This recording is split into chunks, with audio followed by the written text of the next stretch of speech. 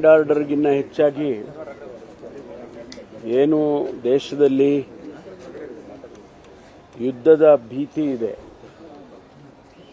ಮತ್ತು ಏನು ಗಡಿ ಪ್ರದೇಶದಲ್ಲಿ ಆಗ್ತಾ ಇರತಕ್ಕಂಥ ಚಟುವಟಿಕೆಗಳು, ವಿಶೇಷವಾಗಿ ಟೆರರಿಸ್ಟ್ ಆರ್ಗನೈಸೇಷನ್ಸ್ ಏನು ಅಲ್ಲಿ ಆಪರೇಟ್ ಮಾಡ್ತಾ ಇದ್ರು, ಅದರ ವಿರುದ್ಧ ಭಾರತ ಸರ್ಕಾರ, ನಮ್ಮ ಇಂಡಿಯನ್ ಆರ್ಮಿ ಕ್ರಮ ತಗೊಂಡಿದ್ದಾರೆ.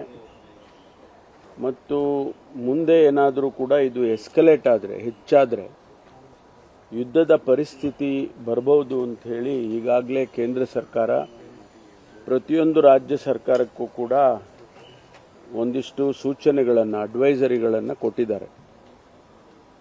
ಅದರ ಹಿನ್ನೆಲೆಯಲ್ಲಿ ಈಗಾಗಲೇ ನಾವು ಕ್ರಮಗಳನ್ನು ಜರುಗಿಸಿದ್ದೇವೆ. ಎಲ್ಲೆಲ್ಲಿ ಸೂಕ್ಷ್ಮ ಪ್ರದೇಶಗಳಿದ್ದಾವೆ ಅಲ್ಲೆಲ್ಲ ಹೆಚ್ಚು ಸೆಕ್ಯೂರಿಟಿಗಳನ್ನು ಹಾಕೋದರ ಮೂಲಕ ಅವುಗಳ ರಕ್ಷಣೆ ಮಾಡ್ತಕ್ಕಂಥದ್ದು, ಮತ್ತು ಬೇರೆ ಏನಾದರೂ ಚಟುವಟಿಕೆಗಳು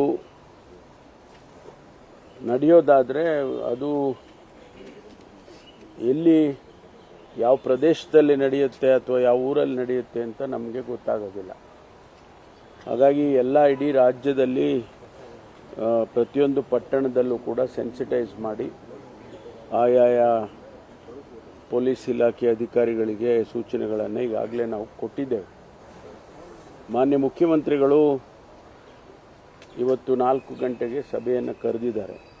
ಉದ್ದೇಶ ಏನು ತಯಾರಿ ಮಾಡಿಕೊಳ್ಬೇಕು, ಒಂದು ವೇಳೆ ಅಂಥ ಸನ್ನಿವೇಶ ಬಂದರೆ ಎಸೆನ್ಷಿಯಲ್ ಕಮಾಡಿಟೀಸು, ಅದು ನೀರಿರ್ಬೋದು, ಆಹಾರ ಧಾನ್ಯ ಇರ್ಬೋದು, ಮತ್ತು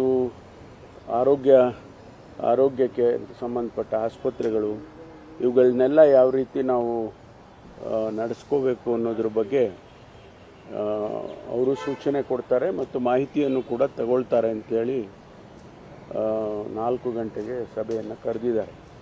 ಅದರಲ್ಲಿ ಗೃಹ ಇಲಾಖೆಯವರು ಮತ್ತು ಕಂದಾಯ ಇಲಾಖೆಯವರು ನಾವೆಲ್ಲರೂ ಕೂಡ ಭಾಗವಹಿಸ್ತೇವೆ.